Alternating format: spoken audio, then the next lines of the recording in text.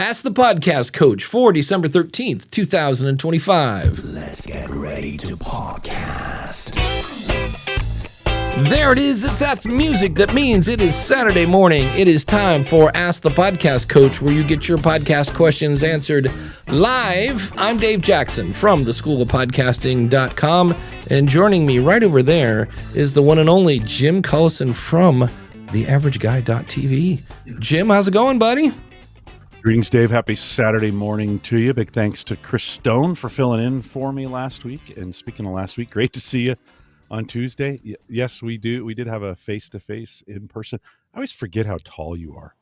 Like I see you and I'm like, man, that Dave Jackson's a tall dude. How did he get so tall? I'm 6'1". I'm not like Rob Greenlee. Like Rob Greenlee's great because you can walk into a room and you don't have to look far to find Rob because he sticks above everybody. I think he's like 6'6" or something like that. Adam Curry, 6'4", all these tall podcasters, but I feel like a runt when I'm around those guys. You always catch me off guard. Every time I see you, I'm like, oh, that's right. He's a pretty tall dude. So it's good spending time with you. Thanks again to Chris for filling in for me last week as we were out your way, hanging out with family. Appreciate the Saturday off. Yeah. And I think I'm off next Saturday too, by the way, just before I forget. It's our family Christmas next Saturday. Let's see, next Saturday is the 20th. So yes, all right. Yeah, and I'll be back a week after that. Just a reminder. So there we go. Excellent. Well, the one thing that we met up at a Bob Evans, and one of the things they were serving, of course, was a popping hot. Yeah, coffee. Piping hot. Piping hot. And yes, I drank a lot of it. Trust me, I drank a lot of it. If you know what I mean.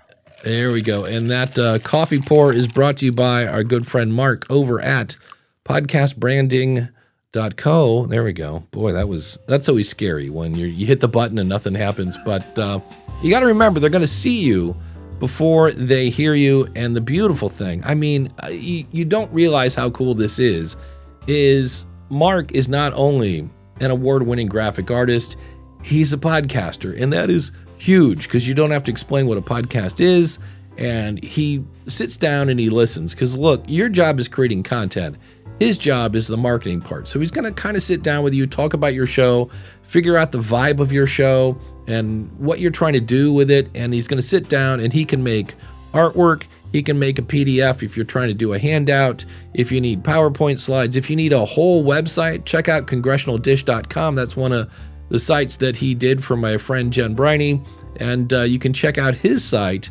at podcastbranding.co because it's just the place to go, and you're not going to get this kind of service from somebody on Fiverr. Podcastbranding.co.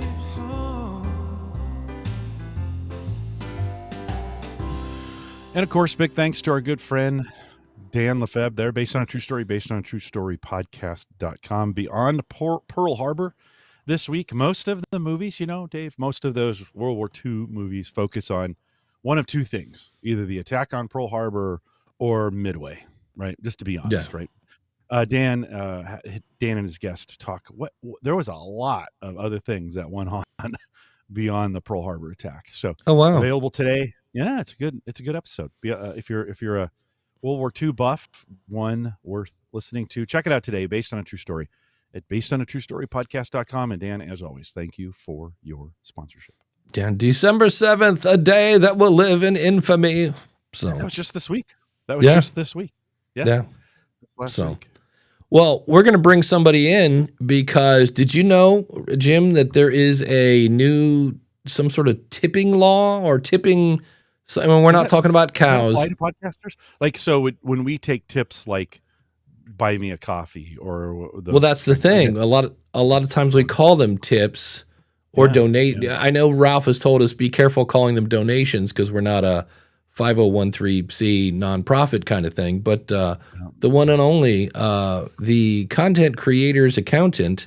As soon as I find the button, there he is. The one and only Ralph Estep Jr. How's it going, buddy? Good morning, gentlemen. How are you both today?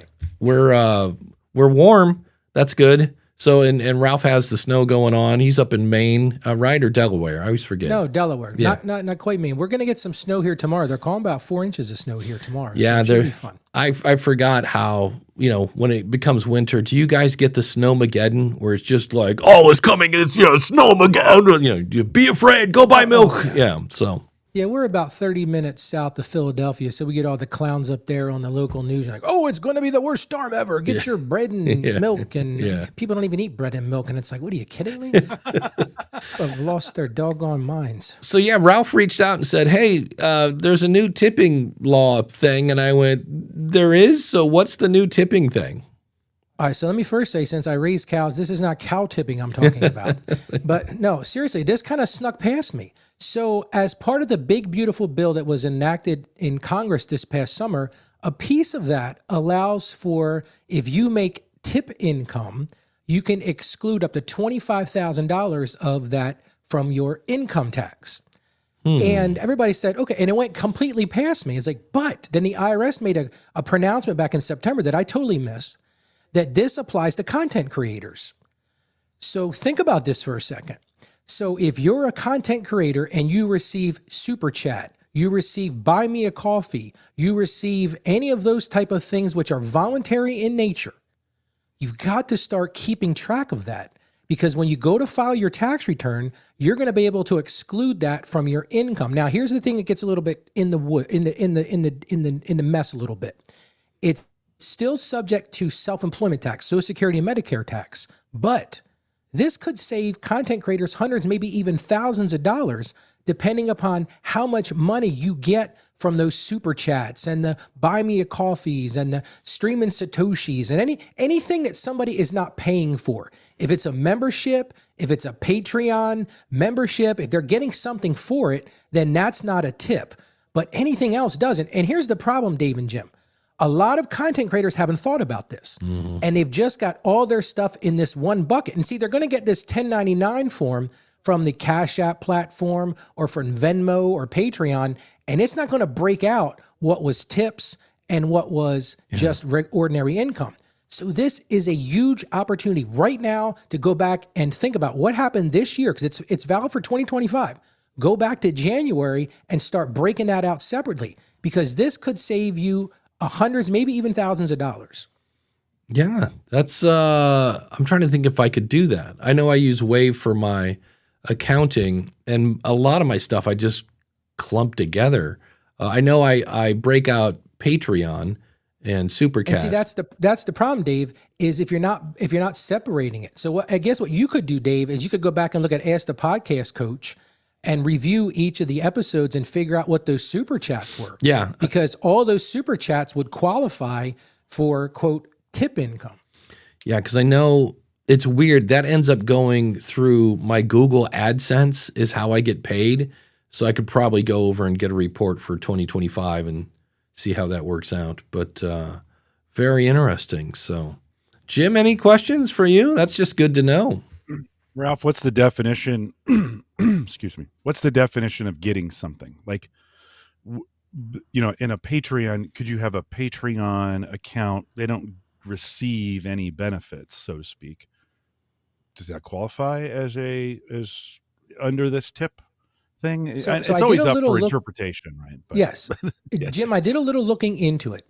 If it is a monthly fee that you're charging for them to be a member of your Patreon, that would not qualify. Okay. If they just say, hey, I want to give you a little I love Jim money, then it would qualify. But if they're, the way they say it has to be voluntary, and you're not getting something for it. So like if you said, hey, I want to sell Jim Collison t-shirts, and they say, well, I want to buy one of those t-shirts, that's not a tip. But if they say, Jim, you did such a great job on Ask the Podcast Coach, man, and that coffee pour was amazing, and they just want to send you money for that, that would be a tip. Okay. Interesting. What's funny about this is Adam Curry hates when we call people giving you money tips. He's like, it's not a tip.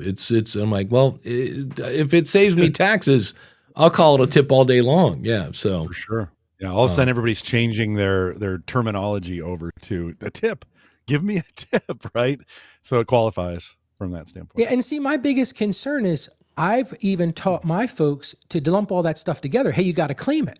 But now I'm actually saying, oh, stop the presses. We need to start segregating that stuff out so that you can do something with this. Because think about it like this. I'll just even give a simple example. Let's say that you got $10,000 in tips in a year and you're in a 20% tax bracket. That just saved you $2,000.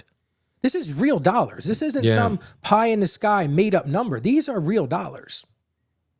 There you go. Awesome. Well, of course, Ralph, if people want more great tax advice on how to keep their money in their pocket, your website for the content. I'm going to send them to contentcreatorsaccountant.com. Again, that's contentcreatorsaccountant.com. We just launched the show this past Tuesday. The first show is out there. You can check it out. I told you how to stay out of trouble and not get sued for everything you've ever earned as a content creator. And we're going to be doing a bunch of new episodes every week. They'll be released every Tuesday. So thank you so much, guys. I just wanted to let the folks know about this because this could be a massive thing for content creators. Yeah, absolutely. Excellent. All right. Thank you, my friend. Keep up the good Thanks, work. Ralph. Appreciate it. We'll see you. Take care. And and this is one of those days where I don't know what's running slow, my computer or eCam, but when I hit the button, it's kind of like, hold on a second. Randy says, so Jim is turning into a server at Bob Evans, getting tips for the coffee pour. That's it. Yeah, there you go. There you go. Yeah. And that's then why I make you take all the money, Dave, because I don't want to worry about that. Have to deal with it. I don't want to deal with it. Yeah. Jody says, interesting. Unfortunately, in Canada, I just have to claim it as income. Yeah, that's always, taxes are always fun. Yay. So this time, by the way, this time of year, this should be a good time for especially folks here in the United States. You got 3 weeks basically left in December. Do a little pre-tax work on your podcast, like Ralph's saying. Might be a good idea to start making sure you have all your income streams identified. Know where you're going to get those. They're going to report. Might want to listen to a few podcasts on revenue, just so you kind of know what you can and you can't do around those kinds of things. Gather them up. It's a lot less stressful. And this is advice I'm giving to myself, Dave. So this is for nobody else, but get your freaking act together and get most of it done before January 15th. Just have it all set and ready to go. And then when all the official stuff comes out, this year will be a particularly interesting year just because there were so many changes in that bill. The IRS is in a little bit of chaos at the moment. Right. And so, this could be an interesting year for filing taxes here. It's always an exercise. The United States has such an interesting tax code, and it's difficult for most people, especially content creators, because we have these, unusual streams of income. So spend a little pre-time. This may be during the holidays. If you get a few minutes, might be a good idea to start gathering your receipts, as they say. That's it. I use this tool for, I love it because it does exactly what I want it to do. It's Wave, as in, WAVE, and then apps.com. And what I love about it is I tie it into my bank, and Ralph will tell you this. I have separate banks for the School of Podcasting and separate banks for my stuff. That's step number one. Smart. That's smart. Very smart. And then every time I pay for hosting or something, it goes out, checks my bank, and goes, oh, here's a transaction. And then I go in and say, oh, that's hosting, that's whatever.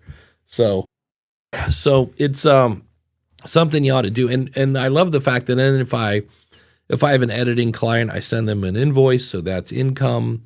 I have it tied into my Stripe account, so when people pay their School of Podcasting bill, it pulls that in. And that's the tricky part. I have to I could go in and search for probably Google, and that would show all the super chats. And I could say, hey, and I could make an item line and say, track this income as tips. And then I could figure out at the end of the year if I need to throw that in or whatever. But, and I think he answered this. Chris wants to know, is there a minimum amount of a yearly tip? Didn't he say, was it 6? I forget how much he said, 6,000. Anyway, go over to Content Creators Accountant, and he will answer that for you. I will probably consider. I'll have to look. Up to 25K. So I'd keep track of all of it. Yeah, okay. And that sounds like it's going to be 25, 26, 27, and 28 years. So, that may be something I'll consider. I may change the language in my Patreon because yes, it's a membership, but they don't really get, today they get early access to, Ooh. like, that's it. That's the only really benefit they do is early access to the live stream, really. That's it. So I had to go in and change the language to say this is voluntary. You're, you're doing all this stuff. Try to make it fit because they don't get anything in my Patreon.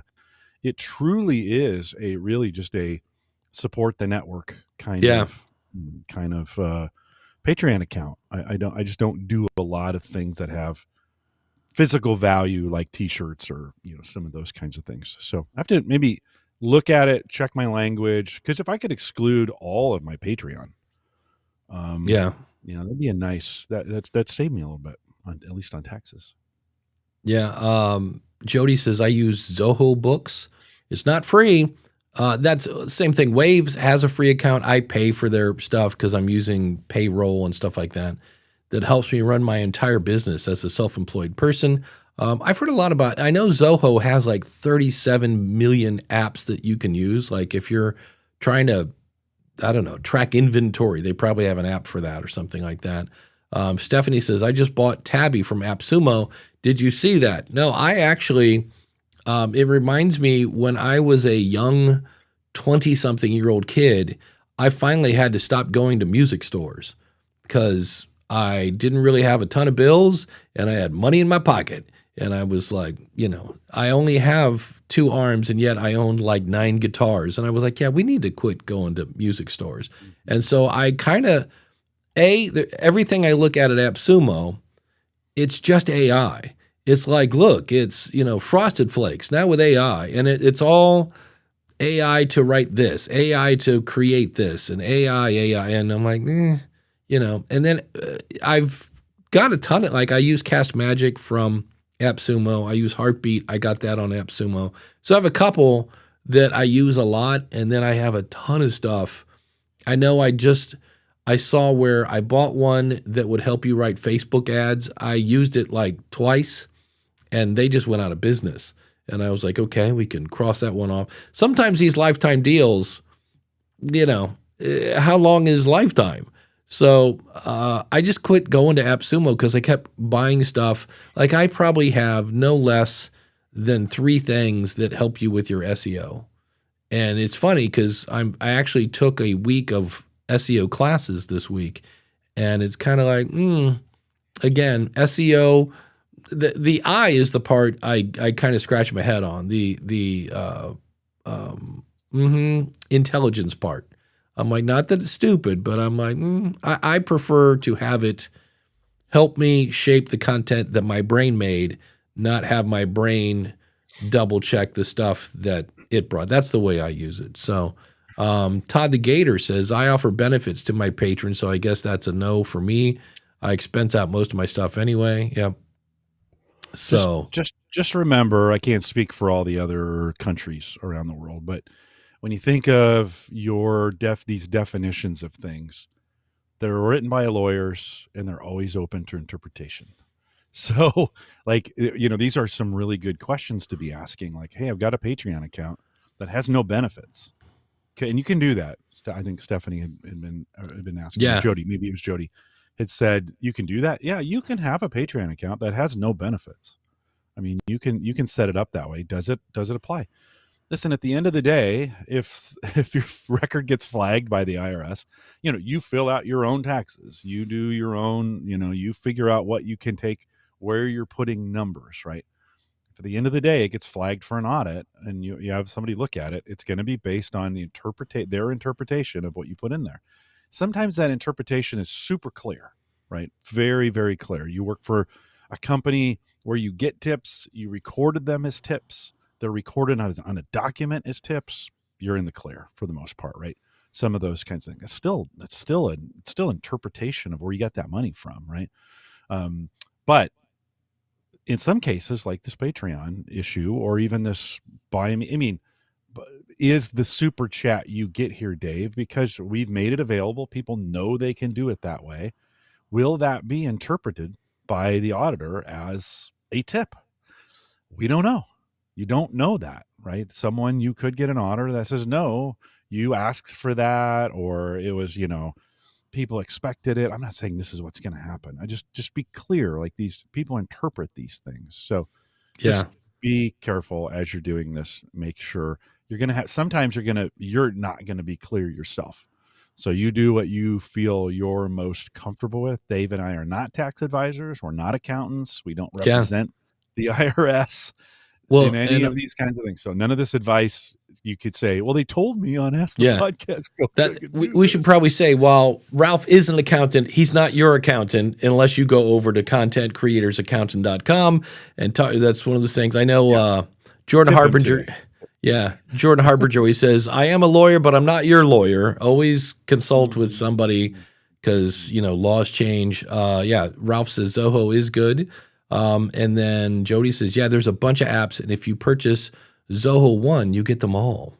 So I'll have to go see if they have an affiliate program. Chris from castahead.net. I use Wave apps as well, solid accounting software. And he also has clients that use Gusto. I know Podpage uses Gusto. And then Dan asked a question, is an ad-free episode enough of a benefit to not be a tip anymore? It's interesting. I always find that monetization strategy weird. Like, I remember who's the guy, Kevin Smith, that directed Clerks and all that stuff. He had a podcast, and his obvious monetization strategy was, I'm going to dump so many ads in this that you can't take it anymore, and you have to sign up for the ad-free version. And so, that's an interesting question, because in an ad-free episode, does that count as stuff? That's the question, right? He was talking about shirts and stuff. That's a tricky one. Well, here on the IRS website, like, it says tips, record keeping, and reporting. Tips are discretionary. This is directly from the U.S. IRS, right? So, Okay. So U.S. friends. Tips are discretionary, optional, or extra payments determined by a customer that employees receive from customers. Tips include cash tips received directly from the customers, tips from customers who leave a tip through electronic settlement or payment. This includes credit cards, debit cards, gift cards, or any other electronic payment method. The value of any non-cash tips, such as tickets, that's interesting, tickets or items of value, tip amounts received from other employees paid out through tip pools, tip splitting, or other formal, informal tip sharing arrangements. So, Dave, in our case, where we get a super chat, if you decided, I'm not saying I want you, maybe I do want you to do this now. So that I can write it off on my taxes. If we split that could be interpreted as a tip pool, right? Money's coming in one place, we're splitting it out. Even though it came to your account, I can consider it a tip because you're using that as a tip pool. Yeah. So, by the way, employee responsibilities. As an employee who receives tips, you must do these three things. Keep a daily tip record. Report tips to the employee unless the total is less than $20 per month per employee. Then report all tips on an individual income tax return. If you're an employee who's providing those tips to it, those are the things you have to do. Well, here's the fun thing about tips, at least, man, I don't know what, 96 or something like that. Whenever I was a waiter getting my first degree, we had to pay taxes on 8% of tips. The good news is, on a good weekend, we'd get 15 to 20% of the revenue was tips. So I got like 7% tax-free money. Now, it was, I was a waiter, not really rolling in the dough, but tax-free money is always a good thing. Ralph says in terms of the ad-free, he goes, I would suspect the RSS would not consider that a tip. And Ralph's disclaimer, I am not your accountant, but I do offer free discovery calls to discuss your specific circumstances if you want to do business together. So there you go. Chris says, $20 a month is the threshold, by the way, on this. Yeah. So if you're receiving less than $20 a month, you don't even need to report it. Yeah. There you go. And then Dan says Google income is a little odd too, because it all comes through AdSense. Yeah. And so I don't know if they differentiate between super chats and ad income or from their premium subscriptions.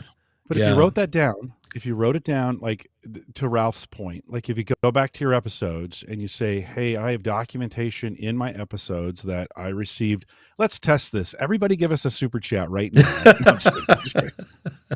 Don't do it. Don't do it. But you could go back in those episodes and document that, hey, this month, like gamers who get giant super chats might consider something like this, where they would think, then, okay, no, it's documented here. I got these super chats. Friends, again, it's back to interpretation. I 1 year I got audited, and there were some questions on some things. And at the end of the day, the IRS, we argued back and forth. And at the end of the day, IRS said, I don't care. This is the way it is. Okay, well, I'll write the check, kind of deal. So you can do things perfectly. You got to just be really, really careful with it, I think. And a lot of ways, again, I'm not an accountant and I'm not a lawyer and I don't work for the IRS, but document as much as you can, as much as possible. Yeah. So Dan is using the Apple Podcast subscription. It sounds like he says Apple Podcast doesn't have dynamic ads. Also, if you're an awesome supporter, obviously you still have all the ads we do at the beginning, but if I ever insert any into Ask the Podcast Coach, you don't get those. But Apple Podcast doesn't have my dynamic ads like my hosting platform. So the same MP3 file, but one platform gets DAI, which is dynamic ad insertion, and Apple Podcast subscriber doesn't. So there you go. So if you want Dan's show ad-free, you can do that. Oh, man, Jason Bryant, 8 below 0. This is why I don't live in Minnesota. No, thank you. Yeah. So... speaking of that, look at this. Holy cow. Wait a minute. Where's the, got to get my sound effect going. Why do I always look at this? But we got a $5 super chat from the one and only Randy Black. So thank you, my friend, for that. And again, all the buttons are buffering this morning. Woo! Yes, Woo! I released my first. And that's not. No, that's not the right one. Woo!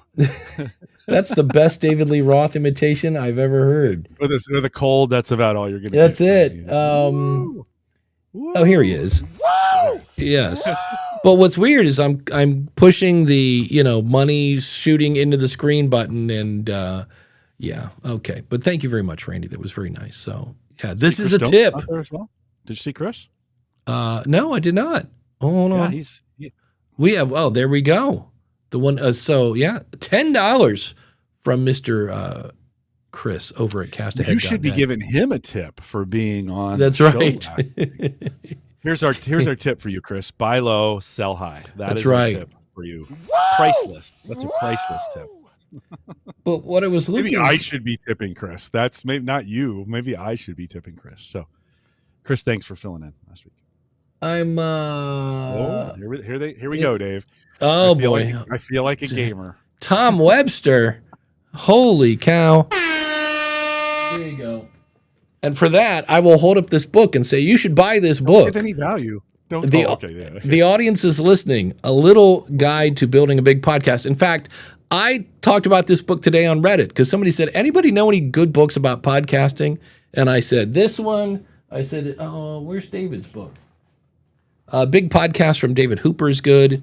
I loved this one just because it was from a female, so you got a different point of view. Kristen Meissner, so you want to start a podcast. That's a good one.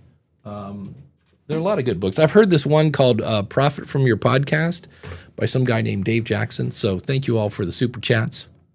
If you haven't read or watched, Sounds Profitable just came out with a new report all about creators, and that was interesting, to say the least. There's, again, this is where we have the whole what's a podcast thing, and I think it was 30-something% was video only. And in my head, I go, that's called YouTube. And then there were people that did podcasts. I know are we gonna go there? No. And then there's the audio only people was like 30-something%, and then there were people that were doing both. So it's really handy. And also Steve Stewart interviewed Jeremy Entz. I'll have to put these in the show notes. about his report, and he was talking about all the different pros and cons and ways of marketing your show, et cetera, et cetera. And then here, awesome supporters would not qualify as a tip since we are getting exposure. So, but that's not something. I guess the something has to be physical. Well, no, it could be considered a value. It could be, again, it's a little bit of an interpretation. It could be considered value. Like, is the exposure on the program something of value? Someone would need to make a determination on that. You might say, we might say no, but I do know Ralph just gave a super chat too. Holy cow!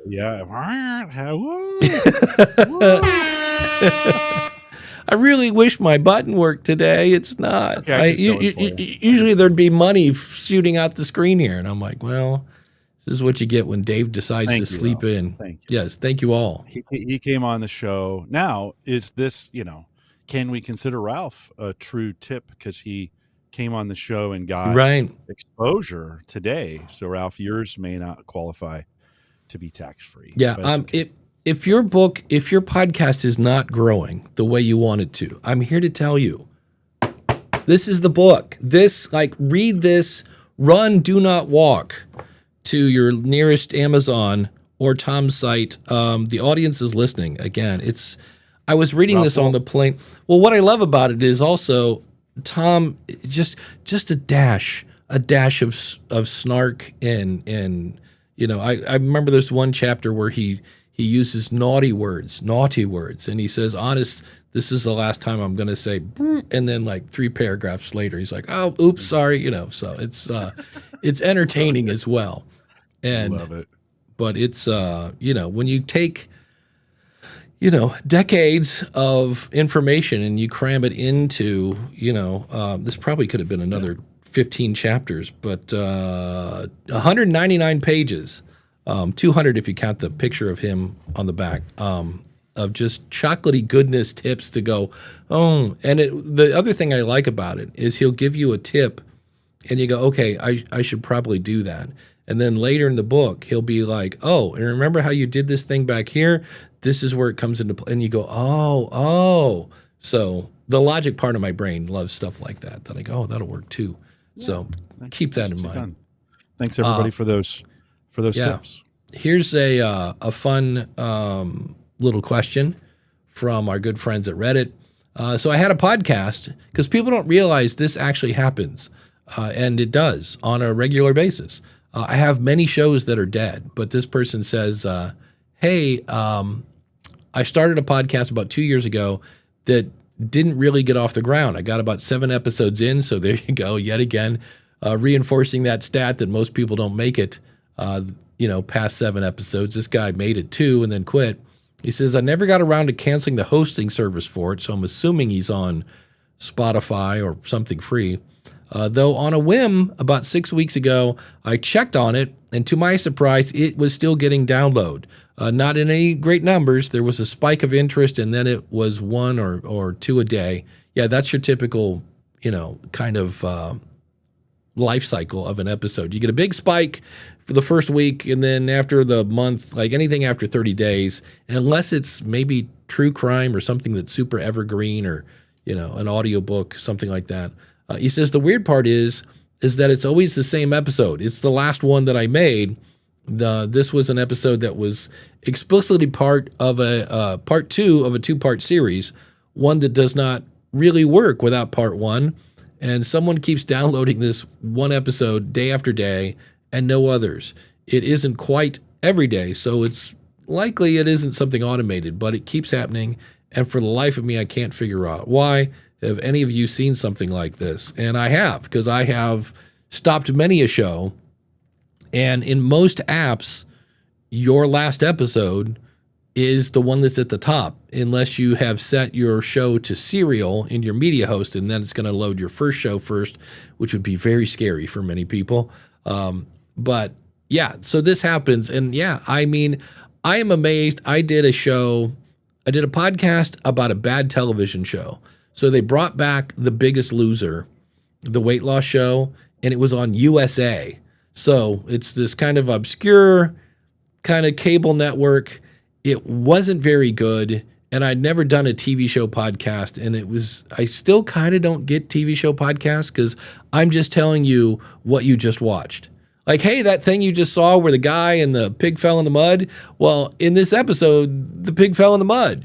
And so I am not good at TV show podcasts. I need to go listen to some, but I'm always kind of like, yeah, I watched it. So, but it was not, the podcast wasn't any good. The show wasn't any good. And yet, if I logged in right now, I can tell you people are still downloading that. Not a ton, like 3, 7, maybe 10 a month, because people are like, what is this? And then they find out that, oh, the show's over. They're not bringing it back. There's actually a Netflix documentary on how maybe The Biggest Loser really ends up jacking up your metabolism. So I guess I could go back and do a follow-up or whatever. But yeah, you always get downloads. And I know Daniel J. Lewis, I'm trying to think of other people who've taken extended breaks. And you do, when you take an extended break and you don't announce when you're coming back, that can really kill your downloads when you come back. And holy cow, I'm not watching the chat. We got a super chat from the one and only Stephanie Graham from nosyaf.com.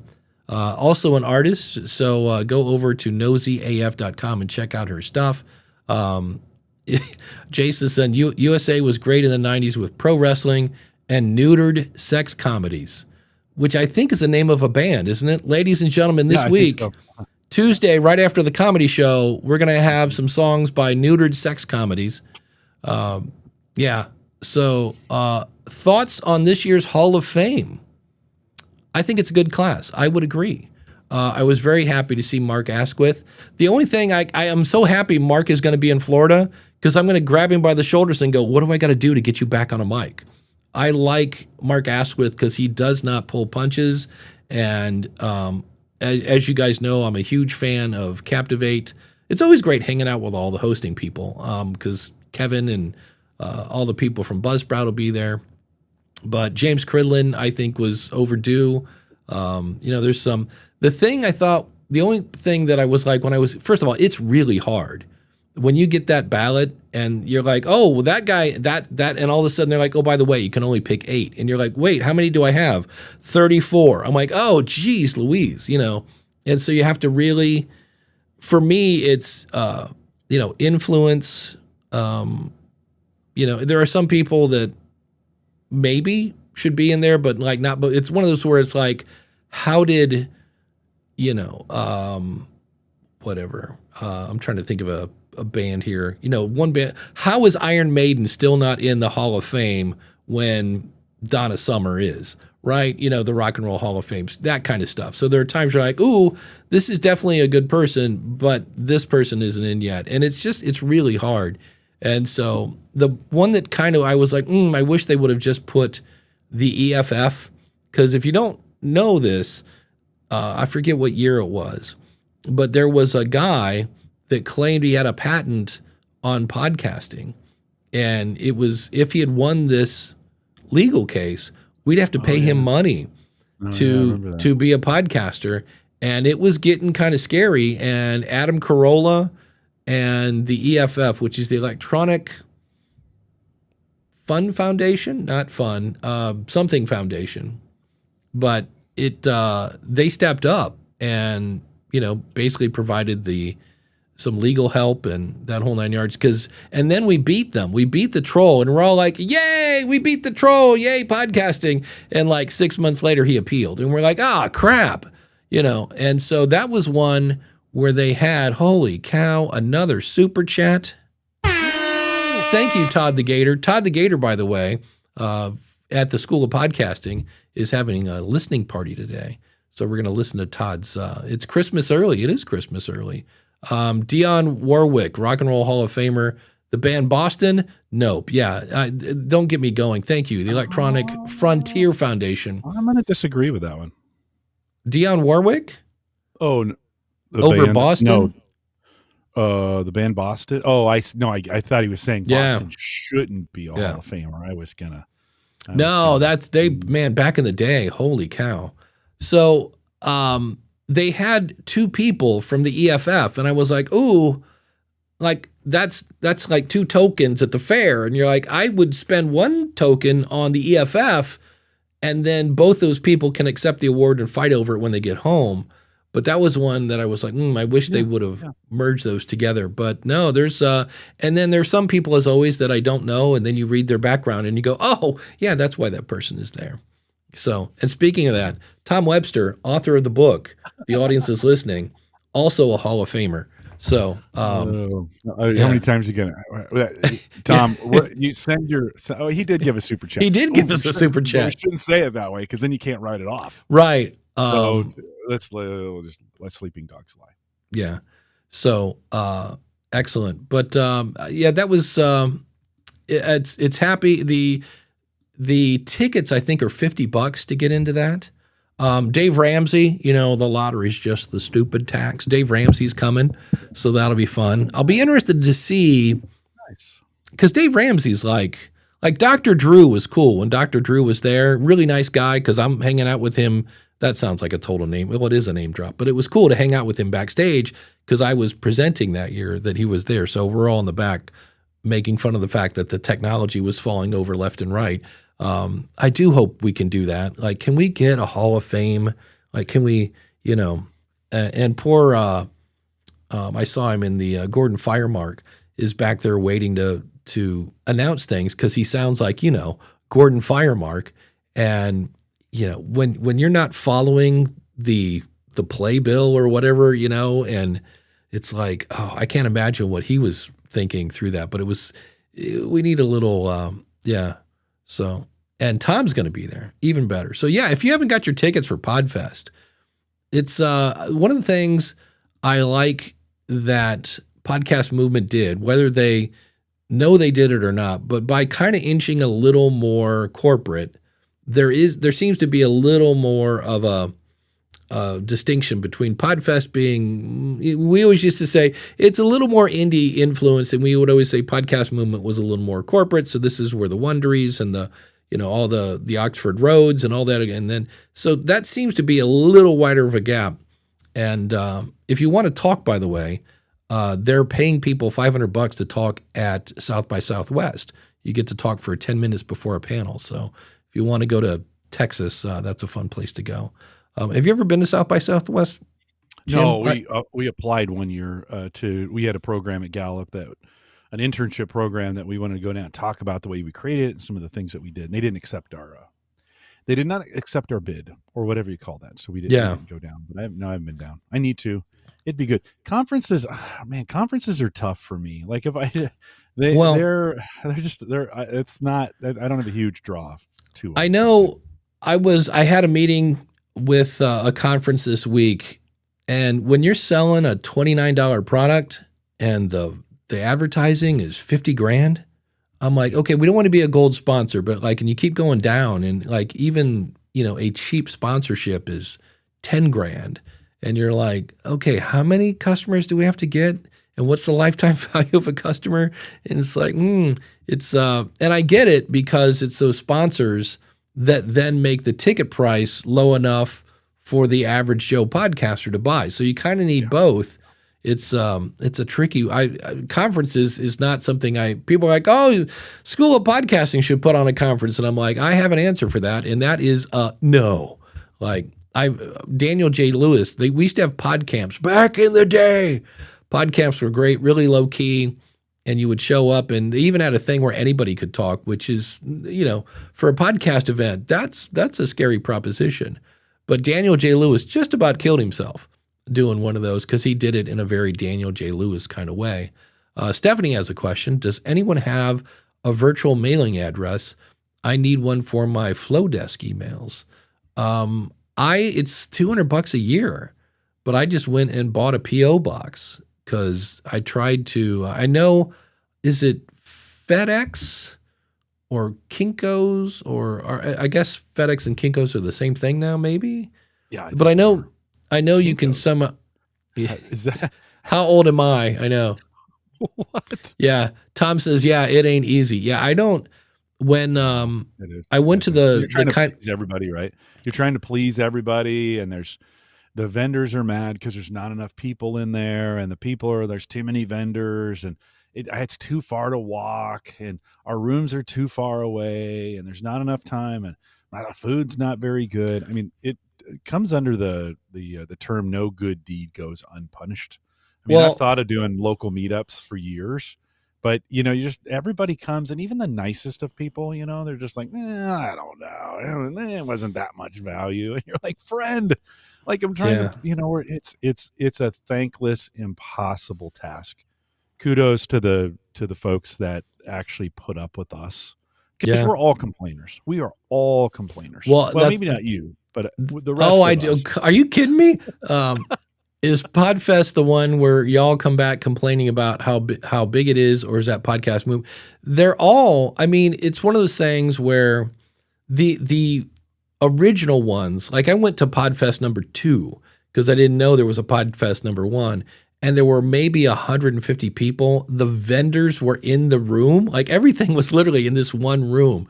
And it was amazing because, as you might imagine, the networking is off the charts when we're all learning the same things. That's my favorite. My favorite kind of event is a single track where everybody gets the same stuff. That's why I used to love Joe Pardo's thing. That's my favorite because then when you take a break, you're all talking about what you just saw. And so that's kind of fun. But the thing is, you want it to be big because you're like, this is so great. If we could only make it bigger, it would be the exact same thing. And that's almost impossible to do. I remember when Podfest went to like 3,000 people. And I remember I saw Glenn, the geek, in the hallway, and we passed each other. We're like, hey, we'll have to catch up later. Yeah, okay, go. Yeah, and I never saw him again. So there is a part when it gets so big that you as much as we all want that fun community thing, it's hard to do. Oh, there you go. Single track at South by Southwest. I have to look at how much hotels are, because that's one of those things where I've heard hotels, because like 8 billion people go to Austin, Texas, and I've just heard horror stories of how much the hotels are. And I was like, So, Dan says conference complaints are applicable to podcast listeners too. You can't make everyone happy. Yeah, that's true. And then Stephanie, Chris says, I use PostNet locally in Atlanta. It's virtually for your mailing address. It's virtual, and also a spot to receive and pick up packages. Not my actual home address, nearby, and worth $10 a month. I'm putting that in my my notes here. PostNet, because every time I get my $200 for my post office box, I go, there's got to be a more, not that like $200 is going to break me, but $200 is $200, and I get maybe 4 pieces of mail a year, and it's a couple Christmas cards, and somebody will send me a mug or something, and it's the only reason I have it is for email. You got to have an actual address. So there you go. But the fun thing about events is, because I'm getting ready to go to Podfest, and if you're going to go there, don't wait till you show up to figure out what you're going to do. And there you go. Chris says, I should do that. I mean, it sounds weird, but I've done this before where I've gone to the middle of nowhere and said, does anybody live near this? And then you find out that one of your listeners does. So find an Airbnb, because hotels are ridiculous. Wow, Jason Bryant, my P.O. box went up to $330 a year. Well, I don't know if you guys have heard, but the U.S. Post Office, not really a profitable operation. I canceled it and brought in $125. What are you using now, Jason? So that's an interesting topic. You know what else is really interesting? Our awesome supporters. Yeah, they are, except I'm looking at this going, yep, I skipped a slide. What is up with the technology today? Yes, our awesome supporters. You can be one by going over to askthepodcastcoach.com/awesome. And you could be like these people. And yes, Ralph, look at it, gaze at it. I finally fixed his domain, Content Creators Accountant. He kept saying, Dave, you have my wrong domain. And I thought he meant when you go to askthepodcastcoach.com/awesome, you see our $20 supporters there. And he's like, no, it's on the slide you keep showing. So I fixed it. So thank you to all those people who are supporting the show. We are brought to you by the schoolofpodcasting.com, where you get courses, coaching, and community. Use the coupon code COACH. And remember, that comes with a 30-day money-back guarantee. Go to schoolofpodcasting.com. And if you need some honest feedback, because the audience is listening, go over to podcasthotseat.com and get some honest feedback. And when you go to askthepodcastcoach.com, you are looking at Podpage. If you want to try Podpage, it's easy. Go to trypodpage.com. And if you need more Jim Collison, and hey, who doesn't need more Jim Collison, then go over to not that one, but theaverageguy.tv. And it is time. That's right. You've all been waiting for it. It is the joy that is the Wheel o' Names. So who will it be? I always say this about Ecamm. I have 87 screens floating around my screen right now. I'm like, I can't even see the wheel. Will it be Ralph at Financially Confident Christian, or Glenn at the Horse Radio Network? Or again, look at Ralph stacking the deck. In fact, I'll do a shuffle just to make sure that it's normal. Could it be Craig from AI Goes to College? We'll see when we spin. It might be Jody. We could see it's coming round. It's leaning towards Glenn, but it could be the ladies, and they squeak by, and they've got to be loving this time of year. The ladies at Keep the Flame Alive podcast. If you are, we're gearing up. I'm seeing commercials for the Olympics. And if you want to keep up with the Olympics, if you love the Olympics, flamealivepod.com is where you want to go. Ladies, thank you so much for your support. We deeply appreciate that. And if you're sitting there thinking, hey, this show is entertaining. It's Dave's a little weird, and but do we save you time? Do we save you money? Do we save you headaches? Do we keep you educated?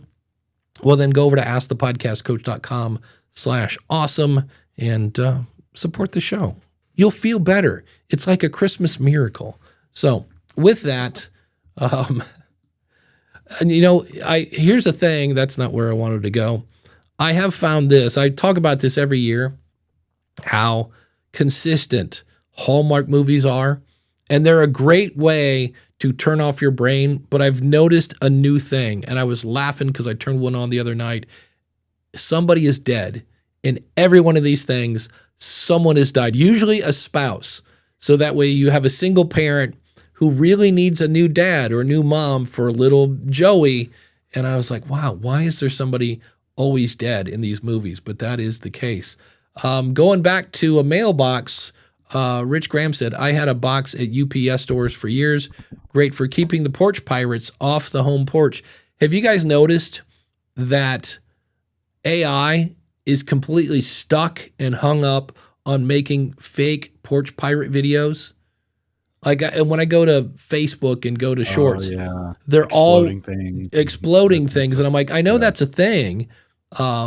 But I know Mark, the guy that used to be a NASA engineer, super popular YouTube channel. He actually made them, and it would spray glitter on them, and fart spray, and also it was great, hilarious. But the people are taking that now and making which the one made a good point. So I've just sprayed this guy, and he looks like a Smurf. He also knows where you live. And then people are like, I'm going to go get the cops. And then it's like, so that's always fun.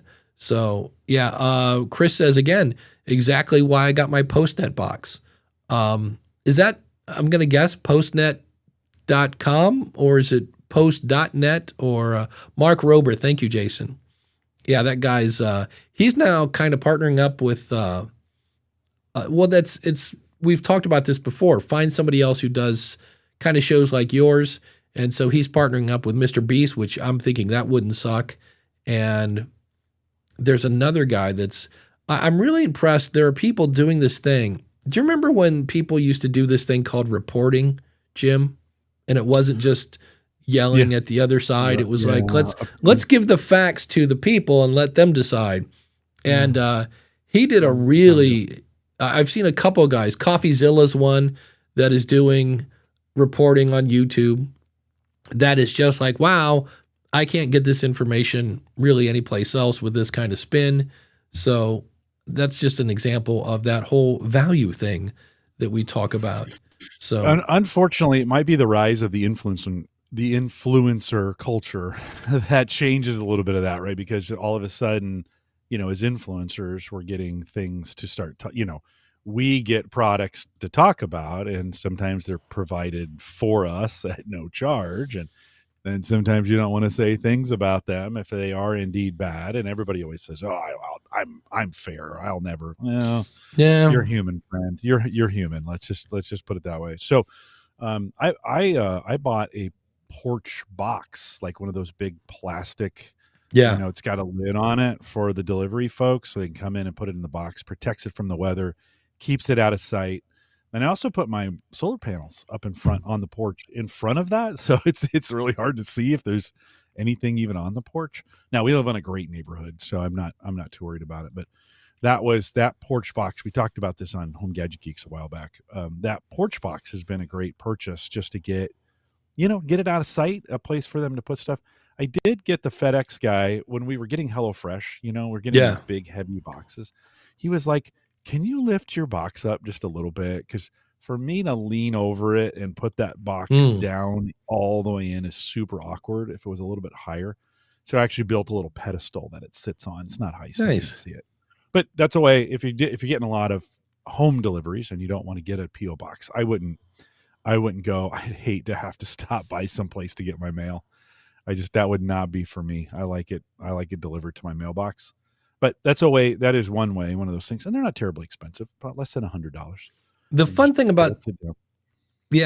about mail is if I don't get any, I'm like, oh, I didn't get any mail. And when I do get mail, 98% of it gets thrown away. Yeah, it's the weirdest little mind.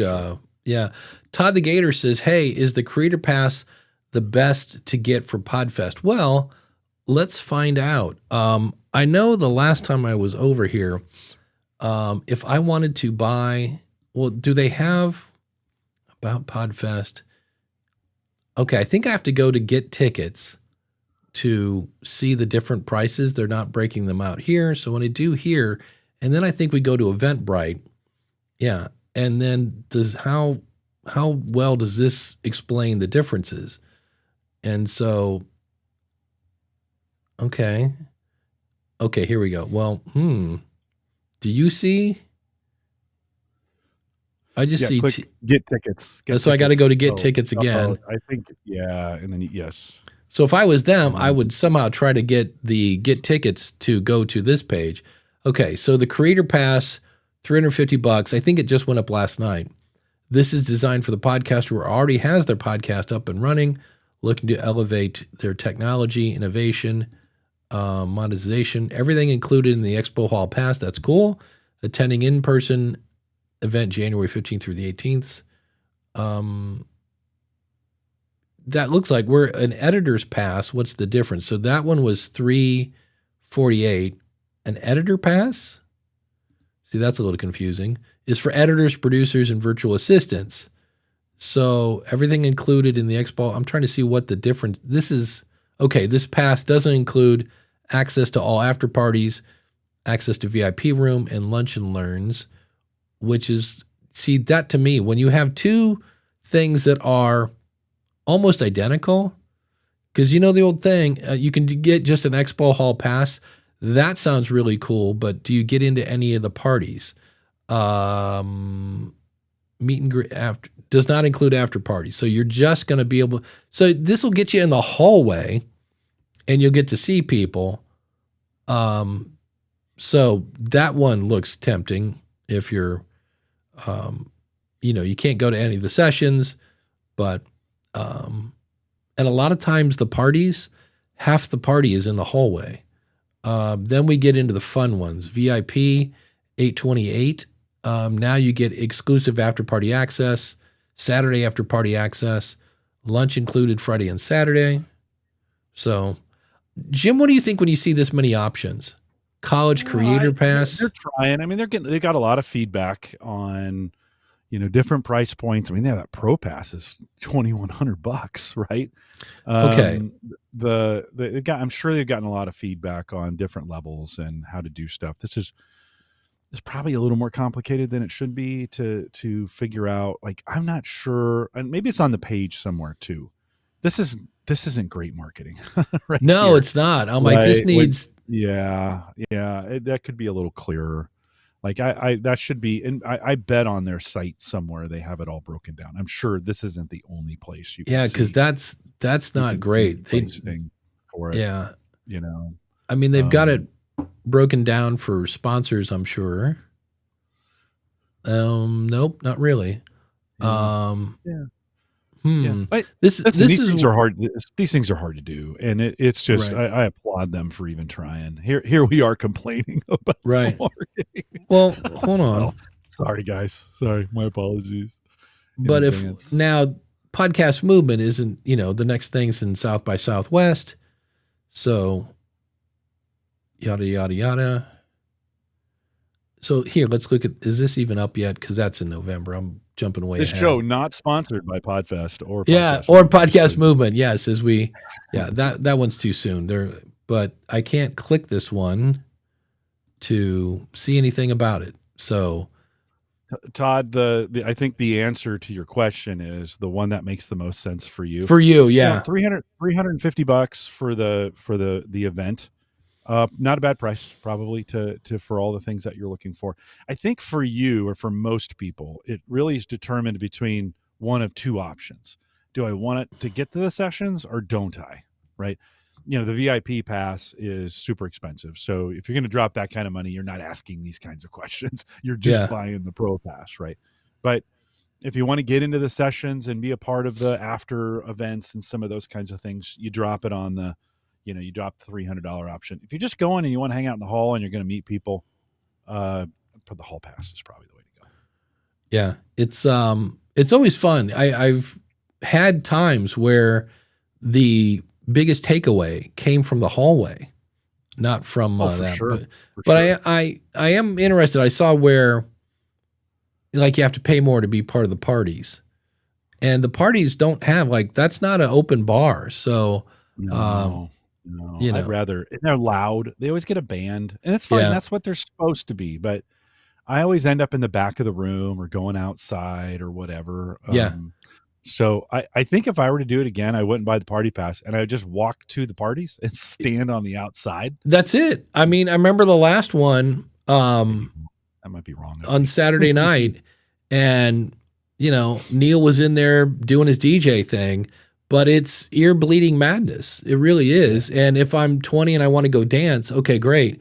But us old folks was out and we're out in the hallway, and now I can hear the music without it rattling the tonsils out of my teeth, and we're having a good time in the hallway. So that's where a hallway pass might, be handy. Well, and I did meet. Well, here we'll do some name dropping. I did meet Leo Laporte at one of those after parties and got a chance to.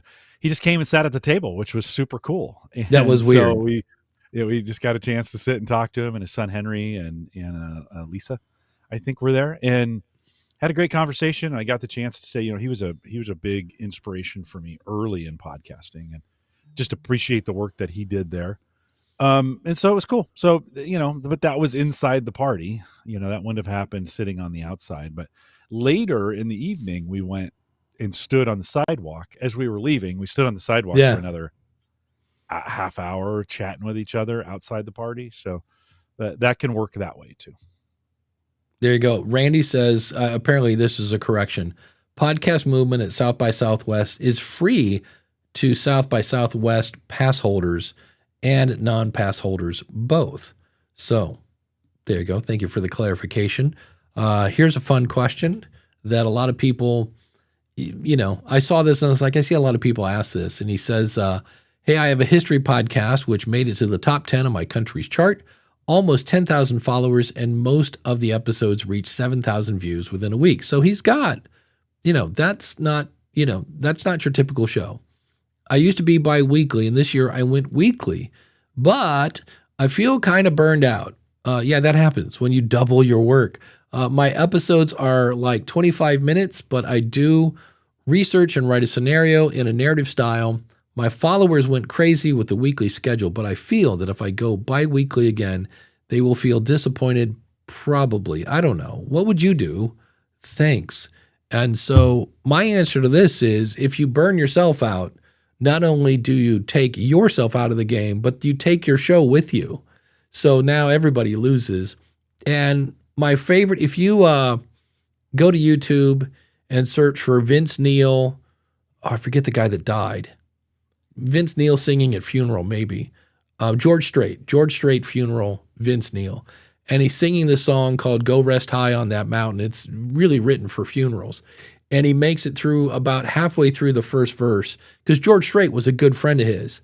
And so he can't make it through. And he keeps trying. And luckily there's a guitar solo, so he plays that.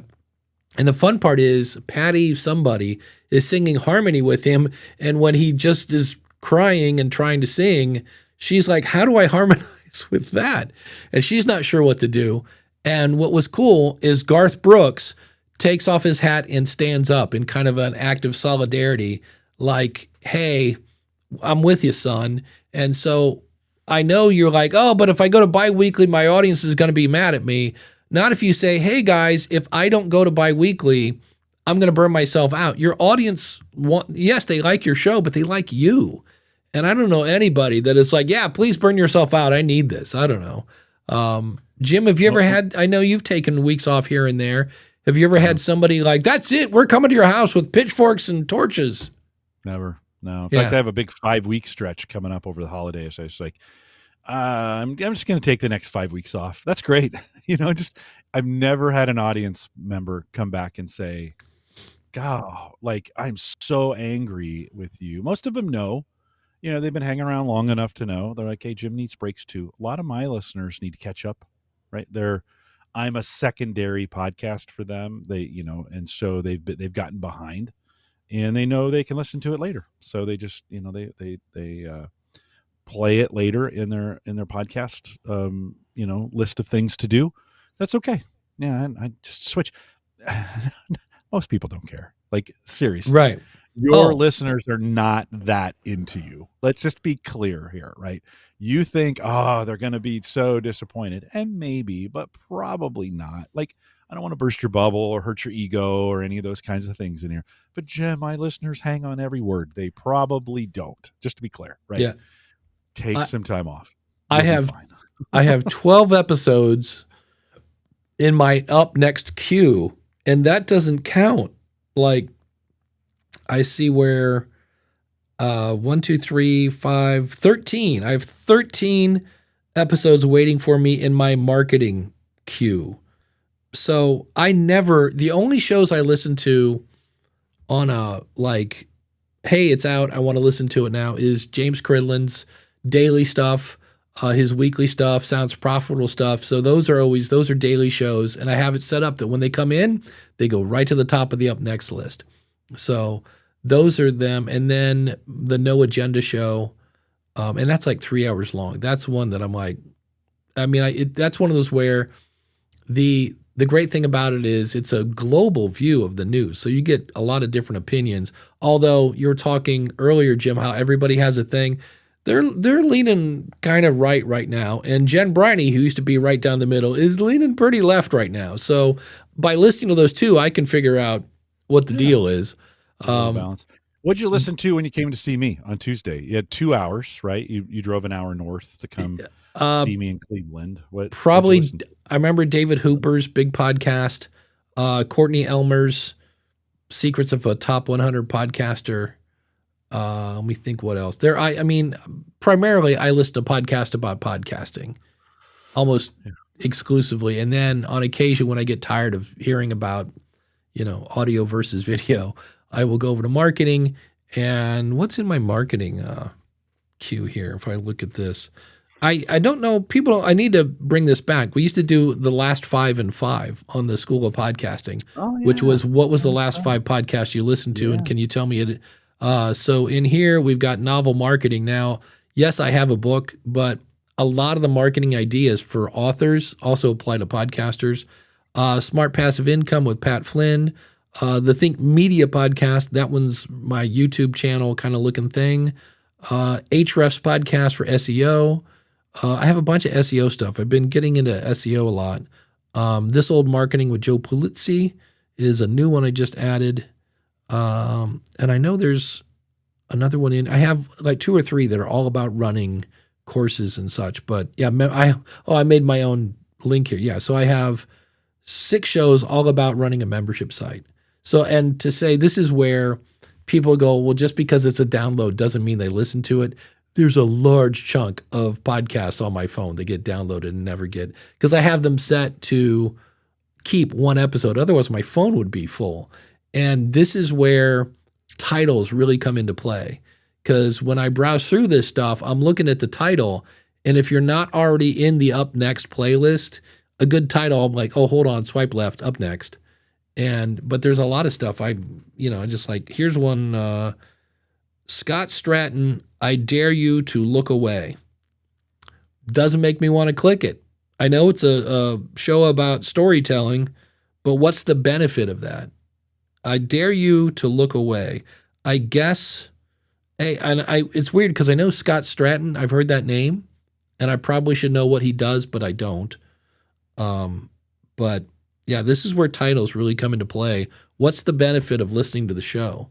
And I'll be the first to also say I'm horrible at titles, but I know a good one when I see it. I'm just horrible at making my own.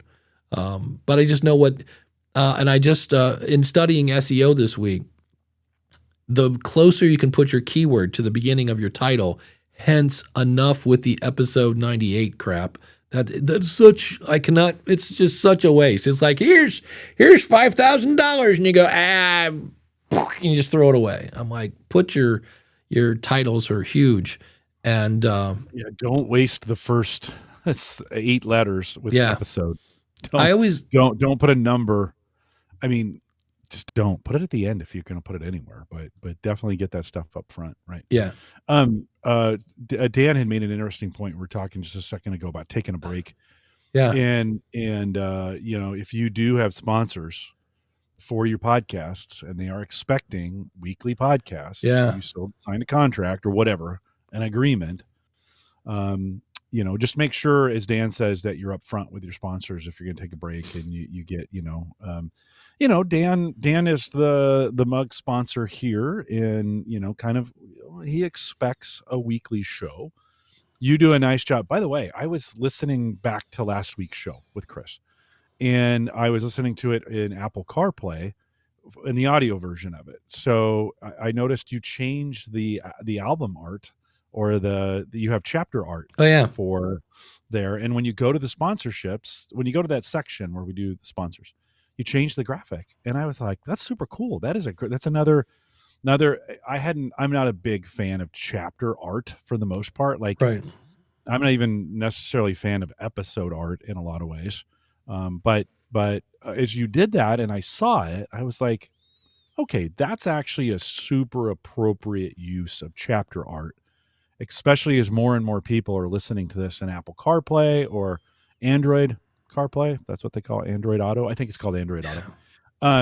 And I was in Overcast, so I imagine that is determined from player to player and those kinds of things. But good on you, Dave, for adding in that artwork for the sponsorships. But if I just disappeared one day and said, well, I'm going to take a 5 or 6 or 12-week break from Ask the Podcast Coach, Dan may have some questions. Like you do a nice job of covering for me. You do the coffee pour when I'm not here, so that gets taken care of. But when you take a week off and we do nothing, do Dan and Mark kind of go, oh, yeah, I paid for that day, Yeah, it's such a good thing to remember if you have contractual or even just agreements that involve money, right, or whatever. Around it, you may have boxed yourself in a little bit, and you might want to reach out to your sponsors if you're gonna, or your supporters or whatever. Same thing would be true of Patreon, right, Dave? If you've built a Patreon team for yourself and it's all around episodes, and you say, hey, there's $25 a month, whatever, then you go from 4 episodes a month to less than. Those people are paying for those. Yeah, and I can tell you I was part of the tech support for Glow when Libsyn had that up and running.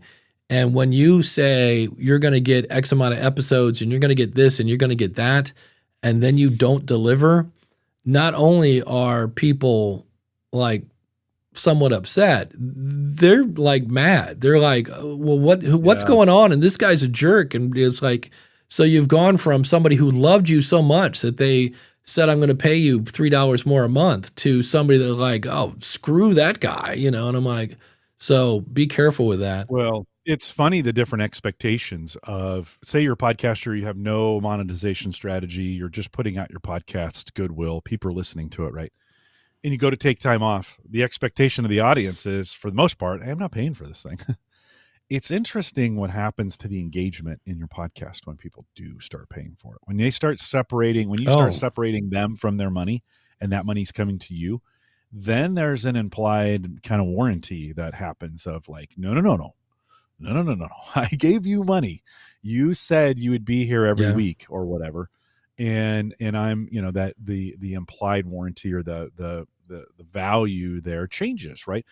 It's why I think it's important for some of the things that we do. We don't do everything for free, and we charge for it because, one, it's a different level of engagement when someone's paying even $5, right? Or even $1. They had to do something to give you that money. Their commitment to it changes. And so I think sometimes, in podcasting, we just do too much stuff for free. We've got to be like, no, if I'm going to do this, if I'm going to be there, if I'm going to go and do this, I want your engagement, because saying yes and paying $5 are two completely different actions for human beings, right? Saying yes is free. Paying $5 takes some effort from people, right?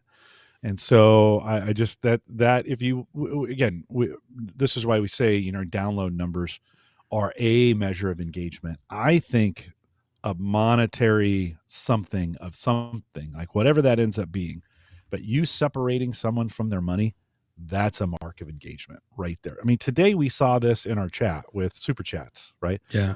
We talked about it. Boom, 6 or 7 super chats. Well, to me, that's a very important mark of engagement. If people said, how engaged is your live audience? Well, we have some pretty good numbers from today to say, you know what? Like if you had somebody come to you, if you had a corporate sponsor come to you, Dave, and you said, and they said, well, how big's your live audience? And you'd be like, well, we do 35 or 40 on a Saturday, but on any given Saturday, we could get 5 to 8 super chats, which is hard to do. Yeah. That's pretty good engagement. So that's why I like that measure of engagement much more than numbers, right? Because it's hard to separate people from their money. We all want to keep it.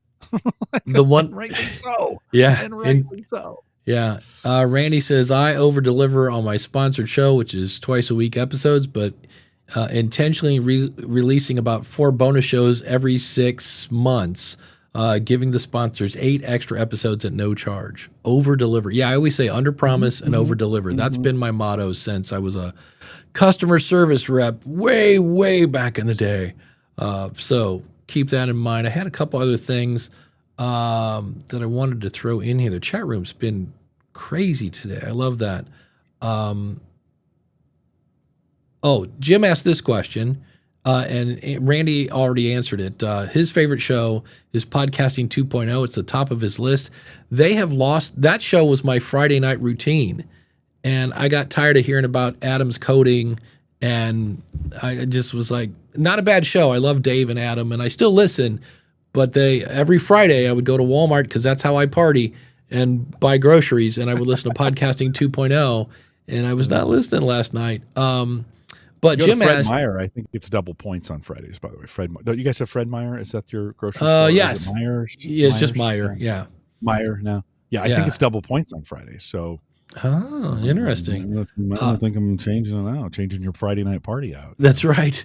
But Jim asked, what is your number one podcasting right now? To which I want to say, if you go to schoolofpodcasting.com/question, not only answer that question, what is your number one podcast, but why is it your number one podcast? That will be the last episode of the year for the School of Podcasting. And of course, don't forget to mention your show and a little bit about it, because I'm really interested in the why. Now, here's the interesting thing, Jim.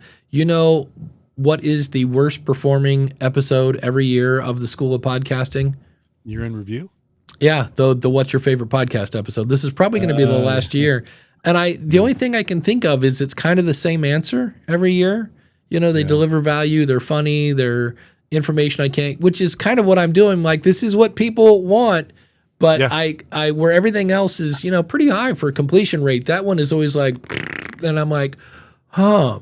So I need to go in and I asked look. the question here in chat and nobody answered it except, Randy. Did, it did not necessarily. I did not see a bunch of, this is my favorite. Like, it's funny. It sounds like it should be a really good question, but I think you're right. I'm just not sure it gets the engagement that you think. The other thing is, it's hard to pick one. Like, for me, No Agenda or Pod News Weekly, and I'm like, that's really a tough race for me. So if you got an answer, schoolofpodcasting.com/question. And I need that. Well, let's see. What's the last day? What's the last Monday of the year? The last Monday is the 29th, so I need your answers by the 26th. So when you get done playing with the boxes from Christmas, go over to schoolofpodcasting.com/episode. Stephanie says, do you release new episodes during the holiday season, or do you wait until the new year is over? This is obviously your choice. My thought is there are a lot of people that just got new iPhones. There are a lot of people that are taking a break because they're like, hey, I know Evo Terra, love that guy to death. He'd take most of December off. And I'm like, okay, so while everybody else is taking away content and more people are getting devices to get content, I'm going to stay in the pool and put out more. And a lot of times it's just planning ahead. I'll do some evergreen stuff. Jim, what do you typically do? Like, what does Gallup do? Yeah. Oh, well, we're pretty seasonal. And we kind of release episodes when we have them. So it's not a weekly, it's not a monthly, we would probably, depends on the podcast too. I think we have 3 or 4 going at any given time. So, it would depend on what's available in the content. From a Home Gadget Geeks perspective, now this year's a little bit different because I'm taking a bunch of time off, but I just released weekly as I did a weekly. So I don't think there's any value either way. If you've got the content, release it. If you don't have it, don't. If you want to hold it and you think, like, if your listeners are going to be more engaged, if you hold it until January to kick into that, hold it. Whatever you think. This is one of those, whatever you think your audience thinks is best. And if you are taking a break, just announce it and announce when you'll be back. But for me, when I hear Over the River and Through the Woods, I'm like, that's a great opportunity to listen to a podcast, is in the car or on the plane or whatever. Chris from Podtastic Audio says, this is my favorite podcast, hands down the best. Well, thank you, kind sir. But Stephanie says, okay, I'm going to release episodes. Todd, I'm pre-recording for Christmas week. That's kind of what I do. Anytime I travel or whatever, I just pre-record stuff. The other podcast, take it off so more listeners for me looking for something. Yep. I'm about 5 weeks ahead of my new show, Cool Cars with Chris. Planning to take some time off. Ralph, of course, does 8 million shows a day. I'm doing more normal. He does a daily show, and then he does like 3 other shows. I'm like, how? I would lose my sanity. I'm doing my normal routine with my daily show and my 3 weekly shows. Yeah. So it's one of those things, if you plan accordingly, if you know it's coming up, you can, do some stuff ahead of time. And then Todd says, my shows are also live, so I don't have the luxury of planning. Yeah, that's a problem if the audience isn't there. And Stephanie loves this quote from Ralph, says, people don't even eat bread and milk. We were talking about Snowmageddon. Are you kidding me? People have lost their doggone minds. When the emergencies happen, that's what we always joke, right? The bread, everybody gets bread and milk. Bread and milk. Like, you haven't had bread, and it's probably neither one of those are very good for you. So it's probably good that that you stay away from them. Yeah, that didn't go like I was hoping it would. Here is another fun-filled question as we start rounding third here and headed towards home. I got an idea for a podcast early this year, so April and May. I recorded an episode, great, and it's been sitting in storage since then. I keep waiting because I feel like I need to have everything perfect. Well, there's a problem. Before putting my stuff out. For instance, I don't have an intro or an outro, and I keep worrying I need to plan more before I start. Do I need to establish an LLC formally if I hope to monetize at some point?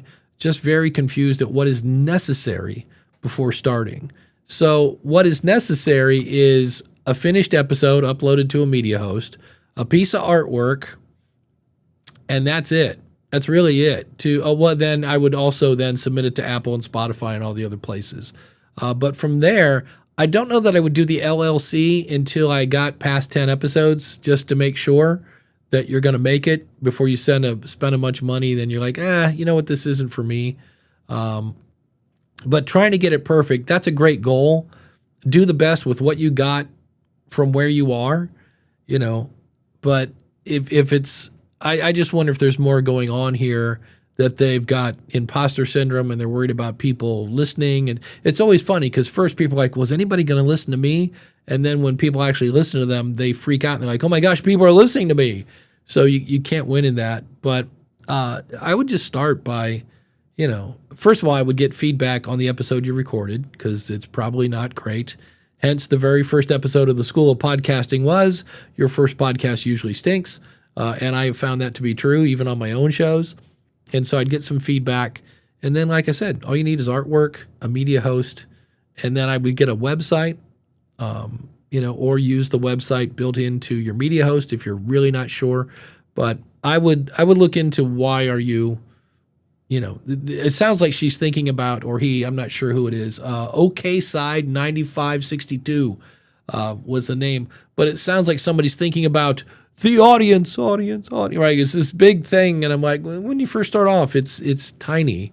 And so any other thoughts on that, Mr. Collison, when you're starting out? No, yeah, I agree with all those. And just, at some point you got to cut bait, right? Yeah. You just got to get it out there and get moving and get rolling and then come back around. You're always going to, if you're a revisionist, like if you like to revise things all the time, you're going to struggle a little bit because you're going to want to go back and fix that first episode at some point. And you can, if you want to, you could go back in there.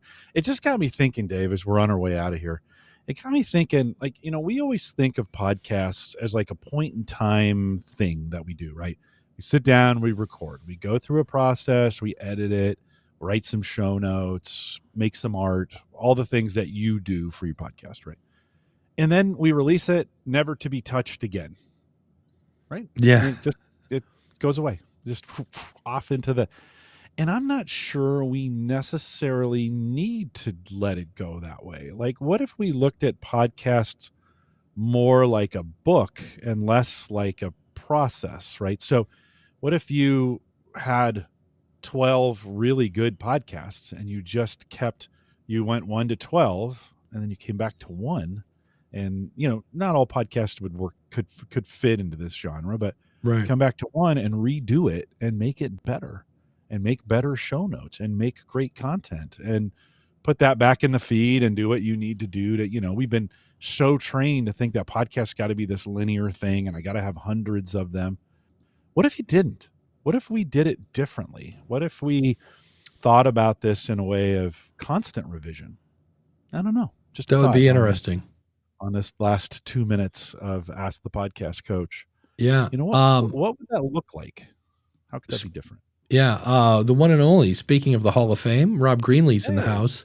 And also New Media Show is back. It sounds like they're going to have a revolving people sitting in Todd's chair there. And Rob wants to know, are you coming to Podfest? I am not. Not this year, no. My 2026 work schedule is insane, and so I'm going to practice some sanity this year and focus on the work schedule. So, and then I'm going to do my own shout out. Ralph is talking about, I do a show called Building a Better Dave, and I talked about how moronic sports interviews are. Hey Jim, I just heard you won the game by 7 points. How'd you feel when you won? Yeah, like do we need that? And it's just, and what I hate. Answers are even worse, right? What were your keys to success? Well, we blocked and tackled, and we executed well. Yeah, of course. Yeah, you did. Like, of course you did, right? Quarterbacks just speak in cliches. Well, we win as a team, we lose as a team, and I would die with these guys, and it's all about the fans. We couldn't do it without the fans, and it's just blah blah blah. So you can find that at betterdave.com. Mr. Collison, what is coming up on Home Gadget Geeks? Yeah, so no show this week. I was taking some time off, but next week, this Thursday, Jay Franzi, he's sometimes in the chat here. Jay recorded a whole album with AI, a whole country album. Oh, wow. He wrote the lyrics, but the rest of it is AI made. And then he went to Nashville and had it recorded. And we're going to talk about the comparison between the two products, AI and real, right? So it's coming on the show. If you want to join us live, Thursday, 8 p.m. Central, 9 Eastern, theaverageguy.tv/live. And then I'll talk about it next week on the show.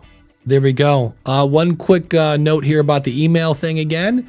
I forgot this one from Stephanie. You can use ConvertKit's emails for your address on your email. That is something that you offer. I used when I had Kit. I don't know that they offer physical addresses, though, but I'll look into that stuff. Thanks for that. On the School of Podcasting, it's one of those shows I'm kind of like, it's more inspirational, not so much how to, but more like why you should, kind of. And we're going to be talking, I have some examples of people. I always say podcasts lead to relationships lead to opportunities. And I've got some examples of those that I'm going to put in. And I'm also going to be talking a little bit about, if you haven't heard it yet, this is a cool site, podanalyst.com, where you can put in your Apple and your Spotify information without breaking your terms, and it'll combine all your stats together. And I just heard the founder on James' show, and it's free. So that's pretty cool. But I will be here next week. Jim will be out on special assignment with another fun-filled episode of Ask the Podcast Coach. Thanks to all the chat room, and thank you for all the wonderful super chats. We'll see you next week.